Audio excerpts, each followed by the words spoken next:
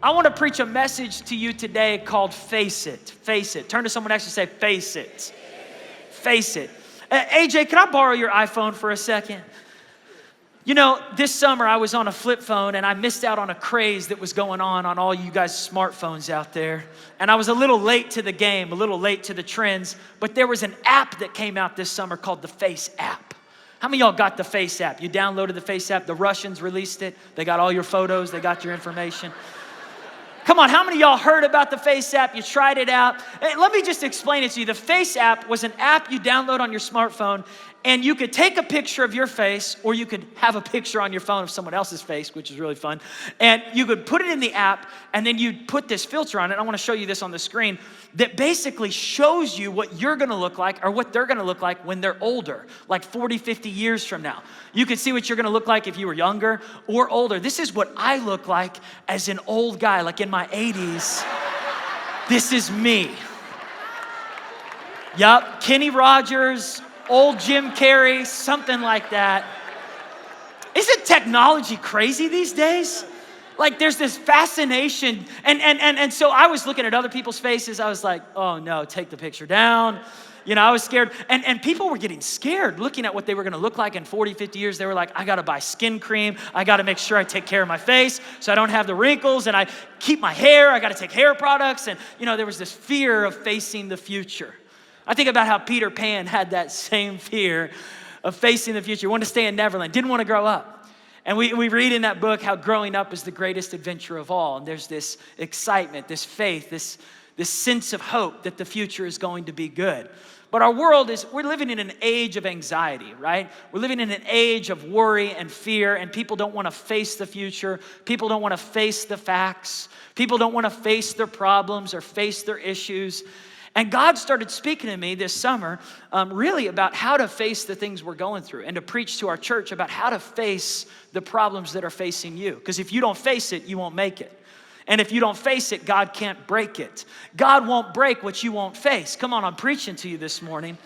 You say, I don't know, I think I can avoid it and God will fix it. No. You got to face it head on.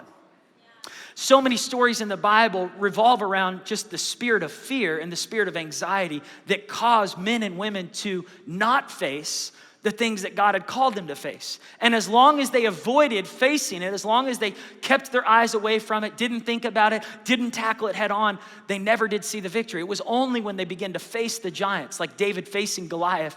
Goliath didn't go away until somebody faced him. All the Israelites were running, asking God to act on their behalf. It was only when a young boy walked out and said, I'll face this giant. I think about how Gideon, he was afraid, he was unqualified, he was inadequate, and there was enemies that were oppressing the Israelites, and Gideon didn't want to face them, and God said, Gideon, if you don't face them, they won't go away. I can't break it until you face it. And I think about how Esther had to face the king until she chose to face the thing that scared her the most, that intimidated her. She would never see the victory that was on the other side of facing it. Somebody say, face it. One of the stories in the Old Testament about facing it is in 1 Kings 19, verse 13. If you got a Bible, you could turn there. Yeah, you could make some noise this Sunday morning. And Elijah was running from the face of Jezebel. Jezebel was a woman who was controlling. She was manipulative. Ladies, just relax. I'm not talking about you. She was intimidating all the men in the land. And she was really leading the nation through her husband, Ahab, who was giving into the manipulation, the intimidation. And Elijah was a powerful prophet. Like, he would speak a word and the rain would stop. He would speak a word and the rain would start again. He would call fire down from heaven. Elijah was someone in the Old Testament that prayed for someone that was dead, and the dead came back to life. Elijah walked with power and authority until he had to face Jezebel, and that's when he started running. And in 1 Kings 19, he had been running for a long time. He was running in fear. He was running in anxiety. He was running with shame. He was running with depression. He was starting to have suicidal thoughts. He said, my dead ancestors are better off than I am. I don't know what to do. I'm afraid for my life. I don't want to do the ministry anymore. And so we come to verse 13. And Elijah was waiting to hear a word from God. Some of you are waiting to hear a word from God. You're going to get a word from God today. Listen to what happens. Elijah hears the whisper of God to come out, to draw near. And so he pulls the cloak over his face and he goes out and he stands at the mouth of a cave. Now, he had been hiding in this cave for a while. And the voice of the Lord came to him saying, what are you doing here, Elijah? And that's my question for you today. What are you doing here? Not what are you doing here physically. What are you doing here mentally and emotionally? Where are you right now? Where is your mind? Where is your emotions? Where is your heart? Like I said earlier, so many people are struggling with anxiety. Right now, there are more people taking antidepressants, more people taking medication to cope with anxiety and stress disorders and depression and this sense of fear and panic attacks. And that's where Elijah was. His mind, his heart was overwhelmed. God wasn't saying, why are you in this cave? He was saying, why are you in this cave? Why is your heart so overwhelmed? Why are you so afraid of the future? Why are you aging faster than you should? Talk about a face app. This guy was growing a beard and everything, and he was running from who he was. And Elijah answers God in the next verse. He says, I'll tell you why I'm here. I'll tell you why I'm depressed. I'll tell you why I'm anxious. I'll tell you why I'm afraid. I'll tell you why I'm ashamed. I'll tell you why I'm going through all of this in my mind and heart. It's because I'm passionate for you, God, and I've been doing the right things. But just because I've been doing the right things doesn't mean I'm getting the results I wanted to see. He says, the Israelites have rejected me. They've rejected your covenant. They've rejected my prophecies. They've torn down your altars. They've put your prophets to death with the sword, and I'm the only one left, and now they're coming to kill me too.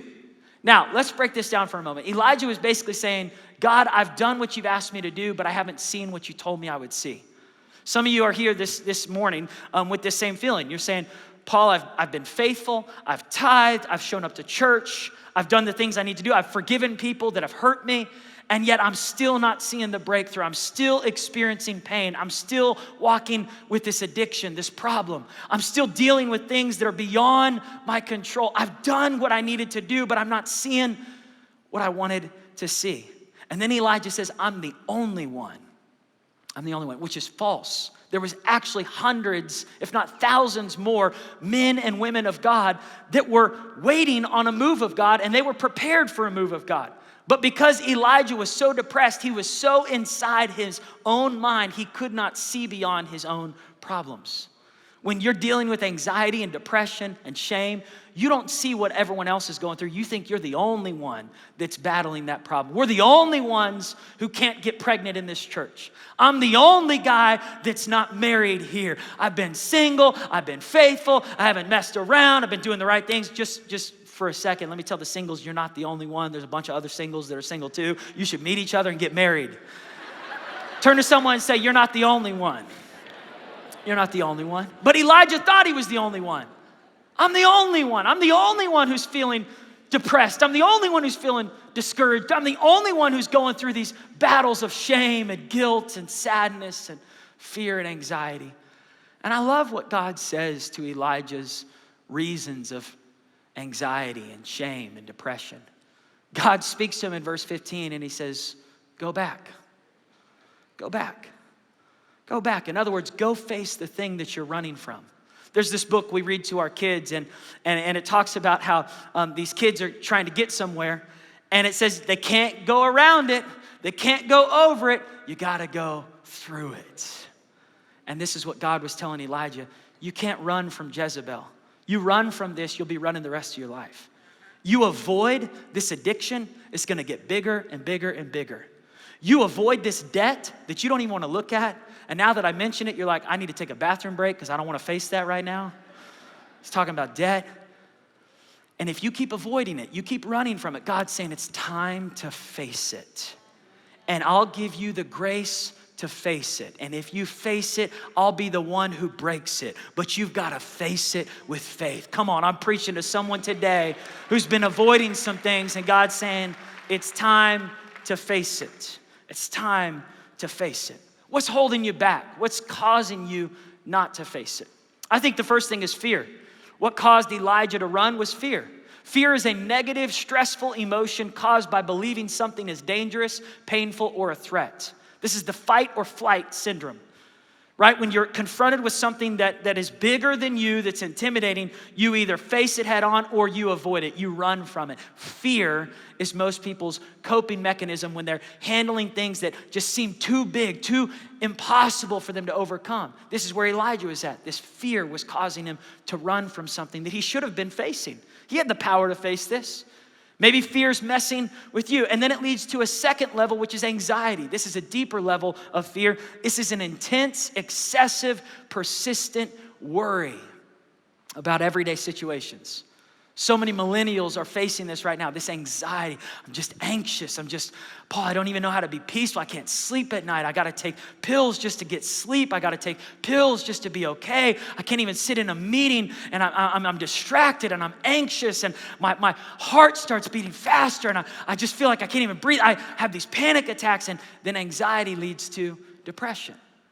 Depression is the third level that causes people to avoid their issues, and it's this mood disorder. It's this feeling that things are never going to change, this sadness. I'll always be stuck here. And I want to tell you today, we're not staying in depression. We're walking out of this today.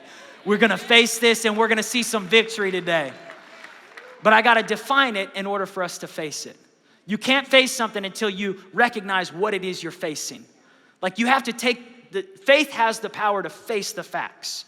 Here's what I'm looking at right here. I'm looking at a persistent feeling of sadness. I'm looking at a persistent feeling that I don't even have an interest in ministry anymore. This is where Elijah was at. He's like, I don't even want to preach anymore. I don't want to go to another church service. I don't want to see another miracle. He said, my dead ancestors are better off than I am. Lord, take me now. And God said, nope, face it. Face it, Elijah.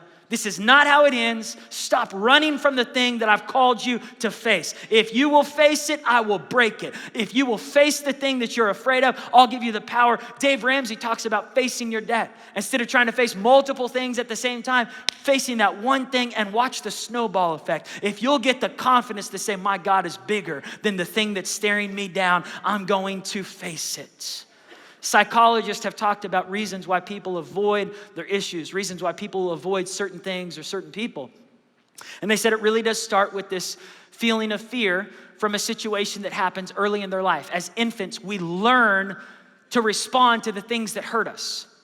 And so they gave an example about this girl who went on an elevator and she got stuck for 30 minutes and it was really scary, freaked her out. And she said, I'm never getting on that elevator again. It was in a specific building. I'm never going on that elevator again. So she avoided it at all costs. She made sure to just take the stairs every time she was in that building. Well, the longer you avoid something, psychologists say the longer you avoid it, the bigger it gets and the more general it becomes. And it becomes more novel in your mind. So now she stopped going to that building because it wasn't just the elevator, it was the building. The longer you avoid something, the bigger it gets. Then she stopped going on any elevator in any building. You say, well, Paul, it's an elevator. Okay, let's take it to the example of men. Maybe you were hurt by a guy when you were younger. And maybe that guy was mean and he was cruel and he broke your heart. And you get a little bit older and you go, man, I am never talking to that guy again. I am never dealing with what he did to me. I'm never even going to face it. I don't even want to talk about it. I don't want to go there. Now you start avoiding other guys that look like him, sound like him.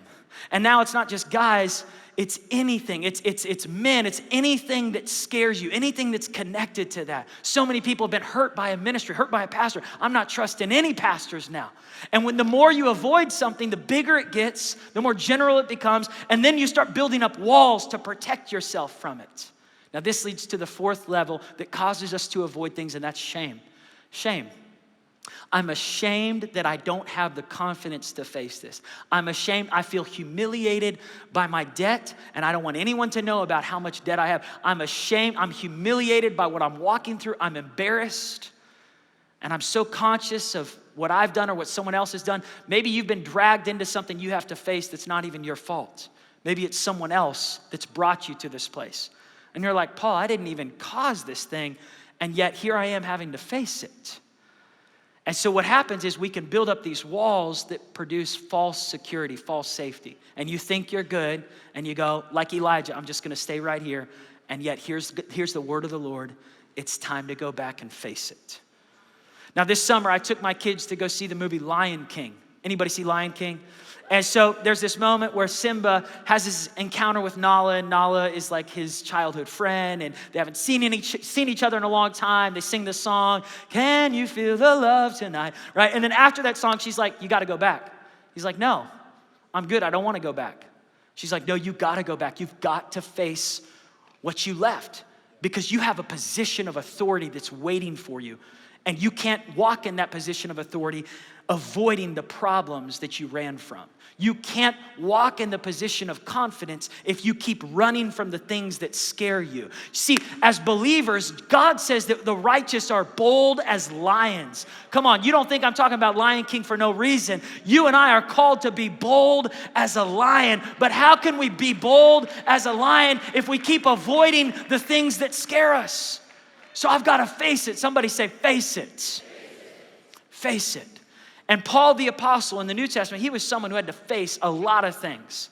In fact, one time he was facing this thorn in his flesh that felt overwhelming, and he prayed. He said, God, get rid of this thing. It's hurting. I feel like I'm not going to make it. This thing is so painful. I don't want to face the pain any longer. Please just remove the pain. And watch what God says in 2 Corinthians 12, verse 9. He says, my grace is sufficient for you, for my power is made perfect in your weakness. In other words, I'm going to give you the grace to face the pain that seems unbearable. And if you will face it with my grace, you'll have the power to break through it and finish strong in the season that I've called you to finish in.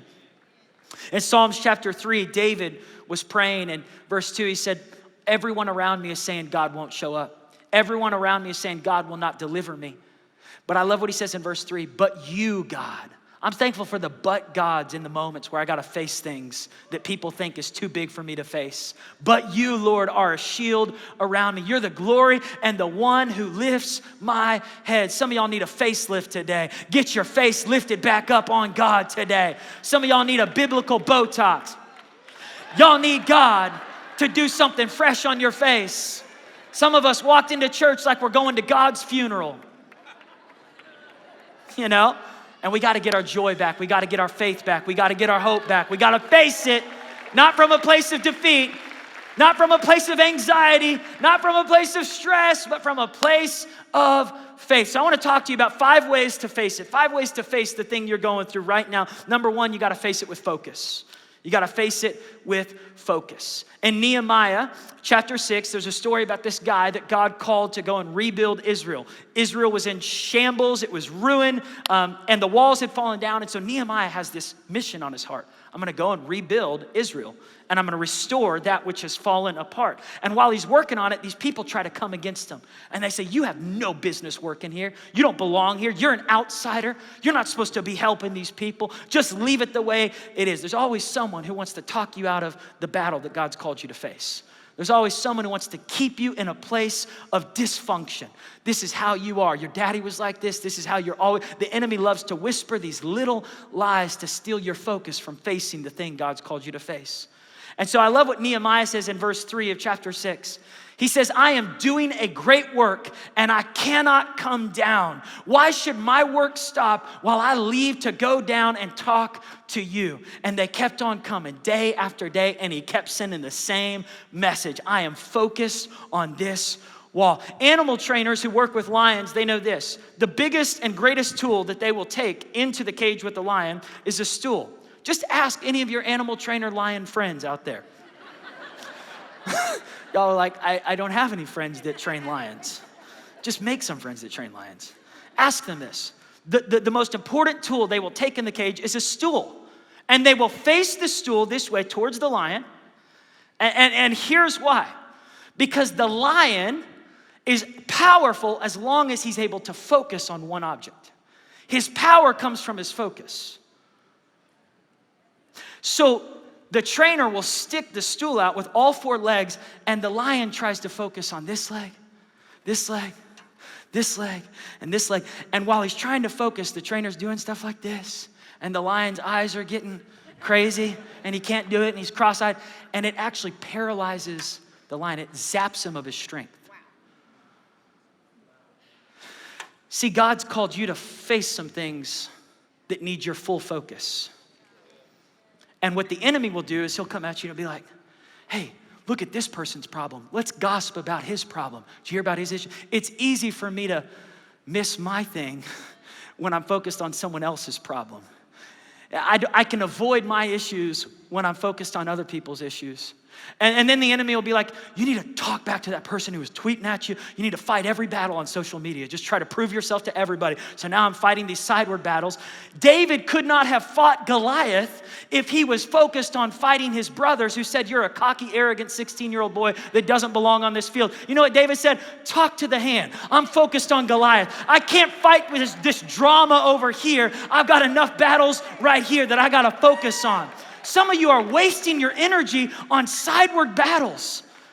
I can't face it unless I focus on what really matters. Stop focusing on everyone else's drama. Get focused on your drama. You got enough drama you got to fix on your own. You got to focus on that thing. God's called some of you to write a book. God's called some of you to start school again. God's called you to focus this year. Get work done. God's called you to focus on your marriage. Get it healed again. God's called you to focus on your health and get back in shape and change your diet. But if the enemy can get that stool out and distract you, this is why Proverbs says, don't look to the left or to the right. Keep your eyes straight ahead. This is why Luke 9, verse 51 says, Jesus set his face like a flint towards Jerusalem. He was steadfast. His face was right on the place he needed to go. So his disciples were like, you shouldn't die. You shouldn't do that. You shouldn't go there. Jesus said, stop it. I'm focused. Flint is a rock. It's immovable. It's unshakable. You can punch it. It's going to hurt your fist. You cannot move flint. Jesus' face was focused on Calvary. He was going to the cross for you and for me, and nothing else was going to distract him from his mission. This is what you and I need. Charles Spurgeon said, let the face that's set like flint get on the inside of you so that our faces will be set like flint for the mission of the kingdom of God. We got to stop wasting our time. Jesus is coming back. Face it, my friends. You got to work on you. You got to get ready. You got to get pure. You got to get set. God's coming back. No time to be wasting ourselves in frivolous little battles that don't really matter. Okay. Number 2, face it with the fear of the Lord. Face it with the fear of the Lord. Shadrach, Meshach, and Abednego were 3 Hebrew boys that were stuck in a time where the Israelites were slaves to the Persian Medes Empire. And King Nebuchadnezzar was the king. He was the greatest leader in that time, greatest man on earth with the most power. And he set up a gold image. And he said, when the music plays, everyone must bow down to the gold image. So that's what happened. The music started playing. People bowed down. They bowed down to the gold image that was set up for all of them to bow down to, except for 3 Hebrew boys. They stood out like a sore thumb. They stood there, and they just faced the king. And everyone was going, what are you doing? You're supposed to bow down. Everyone else was fearful of the king. They were submitted to the king. They were under the rule of the king. But these 3 guys, their submission was to a higher king. Their fear was for a greater king. So King Nebuchadnezzar brought them and he said, why won't you bow down? They said, because we only bow to the King of Kings. We only bow to the Lord of Lords. And we fear God so much that it set us free from the fear of you. So you can do what you want. Because the Bible says, don't be afraid of the man who could take your life. Be afraid of that which defects your soul. So my fear, and being the fear of the Lord is not being afraid of God. I'm not scared of God. I'm not going into church like, oh God, I'm so scared of you. You're going to hurt me if I come into church. No. The fear of the Lord is a reverence for God. It's saying, I care more about what God thinks than what you think. My obedience is first to the Lord before it is to any other leader on this. My example comes from Christ, not from a governmental leader here on this earth. So I'm following Jesus. And if I'll come under, James chapter 4, verse 7 says, submit yourself to the Lord. So imagine this is God. When I come under God's authority, when I let God get over me, when I let God be the Lord of my life, when I care more about pleasing God than I do about pleasing you, then I'm able to sit on top of the things that are coming against me. You can't get over what God wants to put under you until you come under who God wants to be over you. When I'm under God, I'm able to face the things that are trying to come over me. And I have the victory. If I'll face those things with the fear of the Lord, whatever you're facing right now, it needs the fear of God. I'll tell you that right now. It needs a reverence for God. And if you'll put God in the center of that situation, at the center of that thing and say, God, I'm trusting in you and I'm coming under your authority and I'm going to follow your word. And I believe you're going to get me through this legal battle. I believe you're going to get me through school. I believe you're going to heal my marriage. I believe you're going to heal the things that look impossible, but I can't do it if I'm under the fear of man or if I'm under the fear of my own selfish desires. See, something's going to govern you. Something's going to govern you. It's either going to be what people think about you or it's going to be what your flesh wants. All of us are governed by something. And if you come to church and the word of God's being preached and worship's happening, and you're like, I just want to go home and watch Netflix. I just want to go to a movie. I just want to watch football. Something is governing your time. Something is governing your focus. Something is governing your emotions. Something is governing your decisions. How about you bring it back under the fear of the Lord and watch what he'll do with the thing that you're facing that seems impossible to face. I'm telling you, when you put God first with a focus, anything you face, God will give you the victory. Come on, somebody. I love what Paul says in 1 Corinthians 4, verse 3. He says, it matters very little to me what you think of me, even less where I rank in popular opinion. Paul was saying, listen, it doesn't really matter what you think.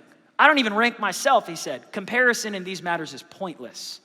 I'm not aware of anything that would disqualify me from being a good guide for you, but that doesn't mean much. The master is the one who makes the judgment. In other words, it's God's opinion that really matters. So don't get ahead of the master. Don't jump to conclusions with your own judgments before all the evidence is in. For when God comes, he will bring out in the open and place in evidence all kinds of things that we never dreamed of. Hidden motives, purposes, and prayers. Only then will anyone of us get to hear, well done from God. Come on, somebody. Face it with the fear of the Lord. Number 3, and I want the keys to come out, face it with godly friends and family. You and I, we were never meant to face our battles all by ourselves. I was never meant to face my situations in isolation. When I'm facing it all by myself,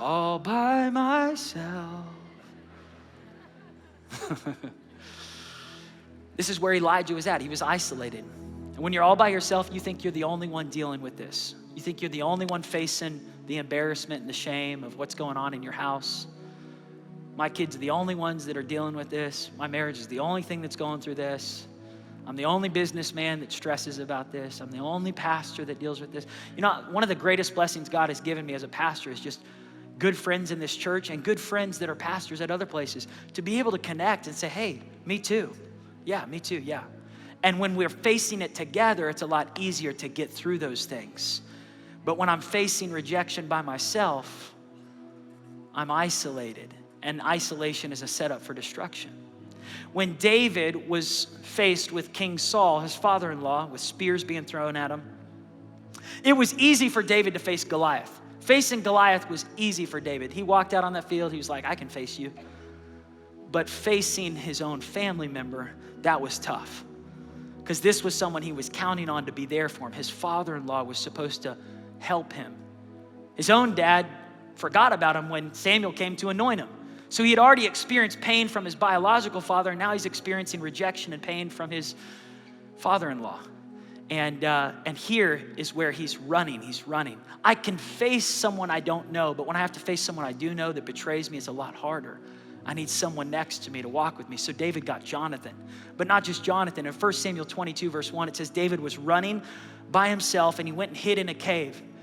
And people found out about it and they came beside him, his brothers and his father's household. And they said, we heard about what you're walking through and we're not talking about you. We're gonna walk with you. We're not rejecting you. We're coming right beside you and accepting you. And we're gonna walk through this together. We're gonna face this together. And all those who were in distress or in debt and discontented gathered around him and he became their commander. Somebody say, don't face it alone. You gotta face it with friends. I remember hearing this story about Jesse Owens, the first African-American to compete in the Olympics. And it was in Berlin, Germany in the late 1930s when Adolf Hitler was leading in Germany with Nazi and all kinds of the crazy racism that was spewing during that time from Hitler towards Jews, towards anyone that wasn't like him.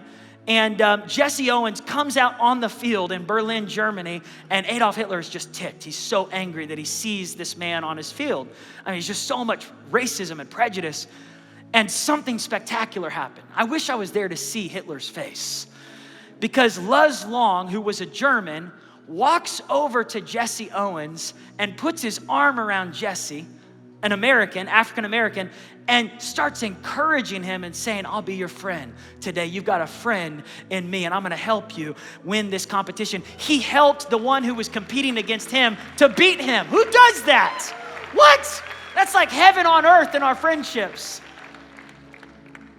And Hitler was mortified. People say that Hitler was so mad he didn't even want to look at the field, that this German man who was one of his countrymen was doing this. And the story goes on that Jesse and Luz were lifelong friends. They kept in touch. They came together with their families, introduced their kids to each other, got together later on in life, continued communication and friendship. We need the kind of people that are going to walk beside us when no one else wants to stand with us. We need to be the kind of church that walks beside our brothers and sisters when no one wants to walk beside them. I remember 6 years ago, my brother and I, we were walking together during a mission trip, and we had just both kind of been walking through something. And so we just started praying for each other, and someone snapped a picture from behind. And I've held on to it because it's one of my favorite pictures. To me, it's a picture of brotherhood, a picture of friendship. That my brother blocked for me in football when I was the third string quarterback and got a few minutes in the game. And that I could be a part of blocking for him, that I could pray with him. You and I, we are called to face these things together. Lean on me when you're not strong, and I'll be your friend. I'll help you.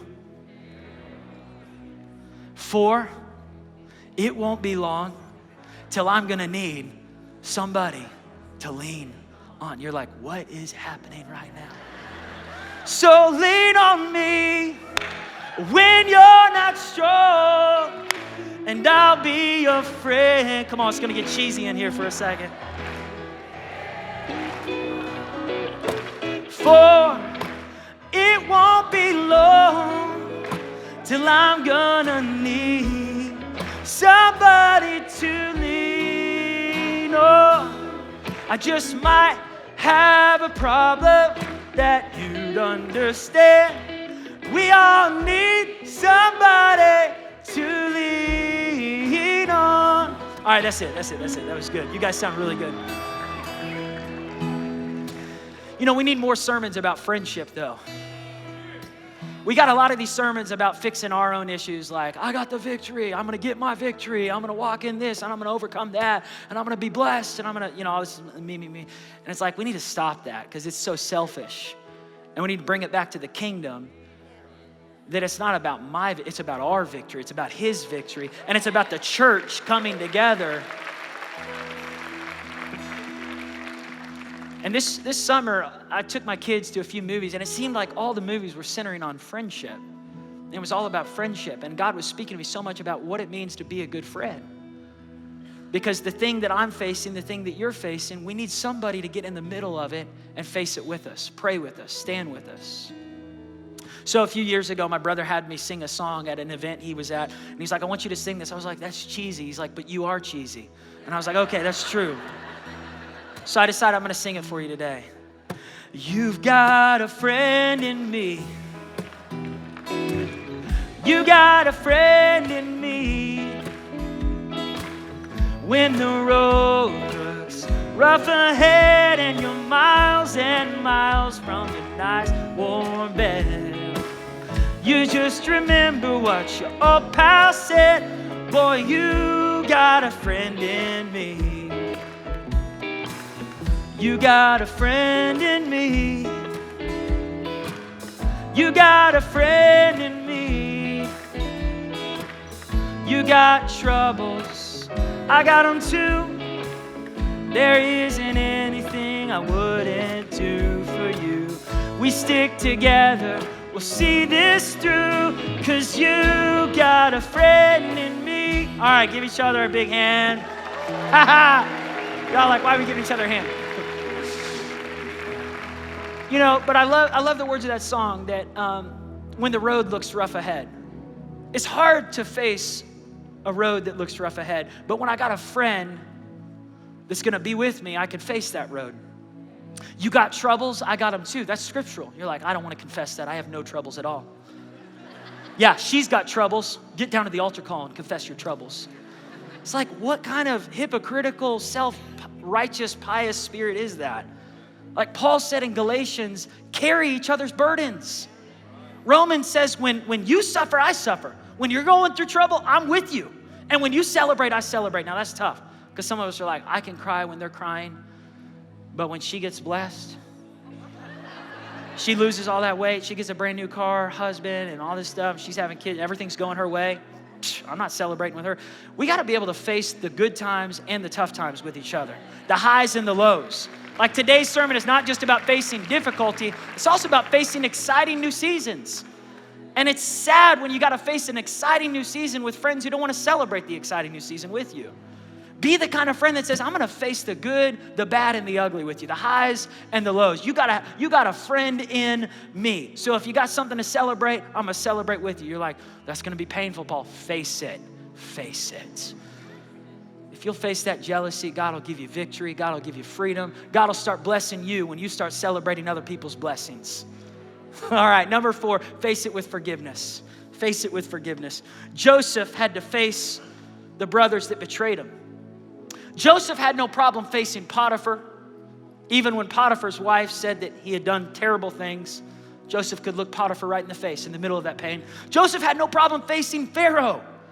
Pharaoh was the greatest leader of his time, and Joseph looked him right in the face and said, I'm going to interpret your dream. Things aren't going to be good unless you use my advice here.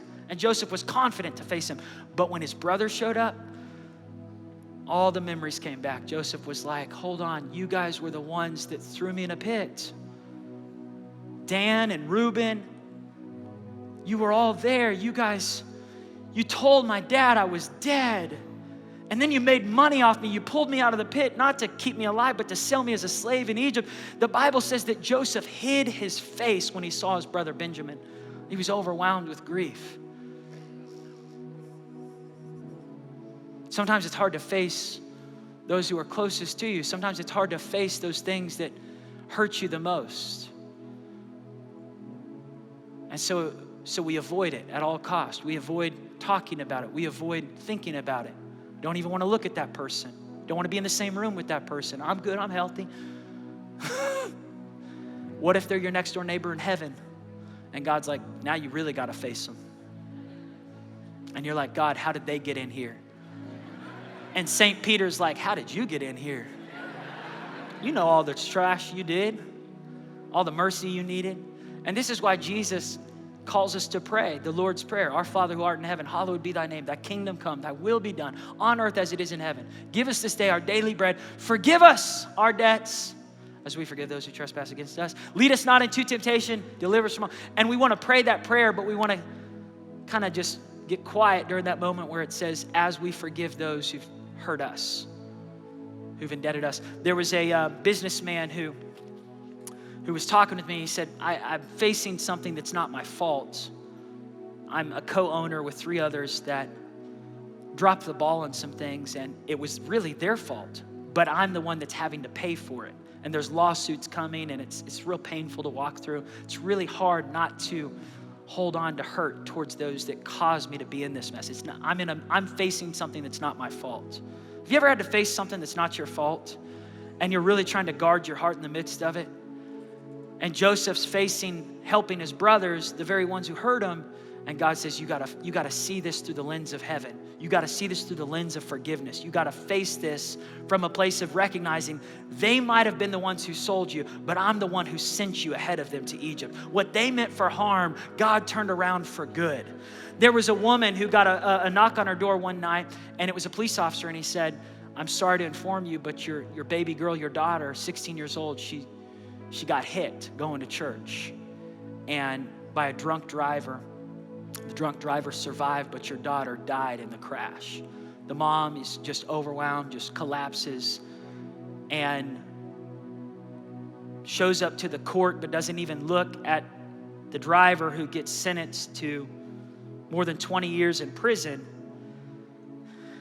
And she said, I went to church, but I didn't like it. I sat through services, heard messages on forgiveness, and just, kept moving on. But she said, I was so bitter towards this guy who stole my baby girl. Like, I wanted to walk her down the aisle. I wanted to I wanted to be there for her wedding day. I wanted to be there through all the excitement, graduating high school, going to college, all of those things. And she said, I just kept holding on to anger and bitterness towards this guy, and I didn't want to face him.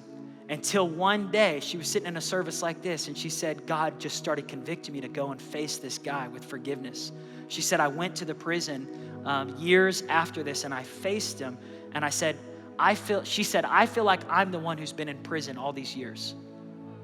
She said, my bitterness locked me up. I built my own prison. and I've got to get out. And the only way out is to go through it with forgiveness. I've got to face you with forgiveness. Forgiveness is to set a prisoner free, only to realize the prisoner was you all along. Unforgiveness is like drinking poison, expecting the other person to die.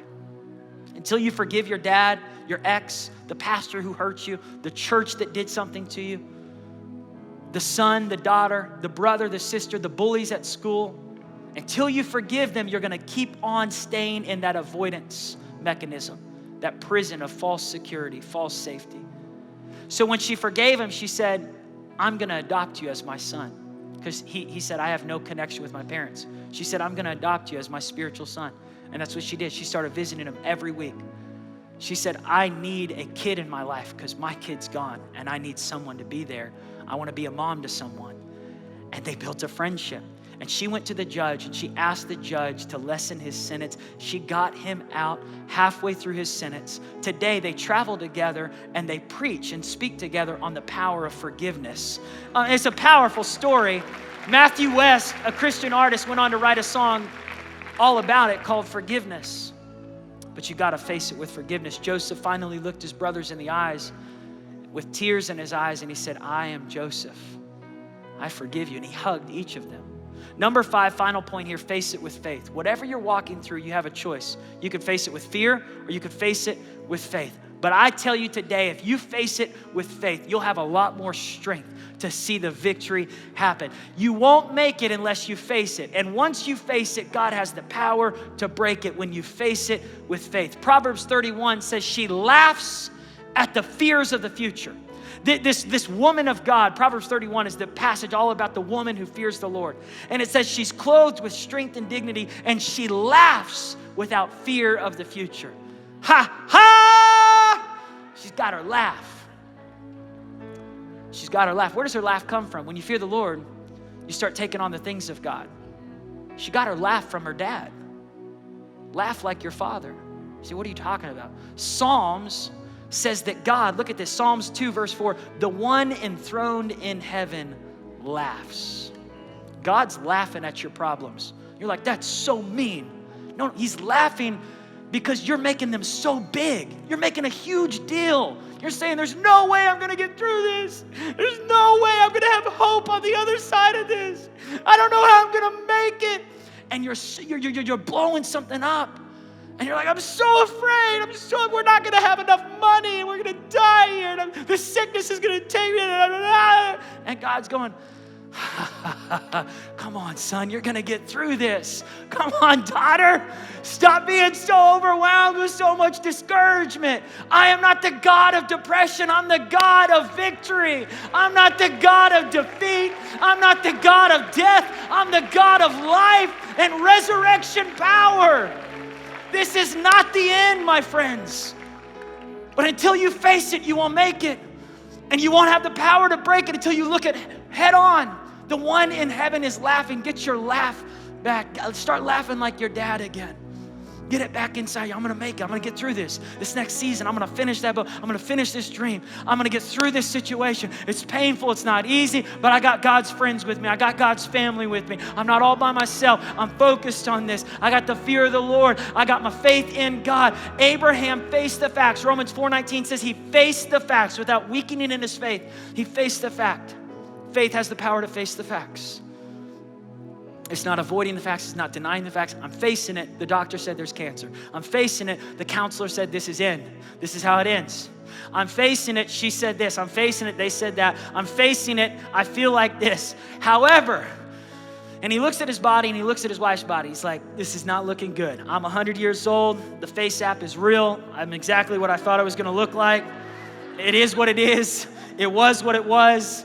We're not going to have kids. We tried. Our friends had kids. We didn't. This is it. But Abraham kept his faith in God. He says, however, God said we would have kids. So I'm holding on to that faith right there. I'm looking the facts right in the face, but I'm not wavering in my unbelief. He says it did not waver in his unbelief regarding the promises of God. Don't waver. God's promises are yes and amen. He's not just giving promises to pastors or preachers or the perfect people in the church. He's given promises to the back row and the front row and the middle row and section B and section C and section A. The promises of God are for you. and he did not waver. He was strengthened in his faith. In the middle of what he was facing, he gave glory to God. In the middle of Paul and Silas's prison moment, they started worshiping God. In the middle of a shipwreck, in the middle of a storm, Paul starts worshiping God. Start giving glory to God. Face it with a smile. Face it with a song of praise. Face it with a shout of victory. He was fully persuaded that God had the power to do what he had promised. And what happened? God blessed Abraham and Sarah with Isaac. And through Isaac, Jacob. And through Jacob, the 12 tribes of Israel. Come on, stand to your feet today. God has so much more, but you got to face it. Turn to someone next to you and say, face it. Face it, face it, face it. Wow, what a great word. I know it ministered to me, and I sure hope it ministered to you as well. If it did, please feel free to say this prayer after me. Lord, thank you so much for your love. Thank you that you came to earth, died on the cross, and rose again to save me. Father, I know that I am a sinner, and I ask you to forgive me for my sins. Lord, be the Lord of my life. Come live in my heart. I love you so much. Thank you. In your name I pray. Amen. If you prayed that prayer, congratulations. You are now part of the family of God, and we are so glad to have you. We would love if you chose to stay connected with us. You can do this by sharing, or subscribing to our channel. Another way to partner with us is through giving, and you can do this by going to the link in our description. Thank you again for joining us. Again, your best days are right in front of you.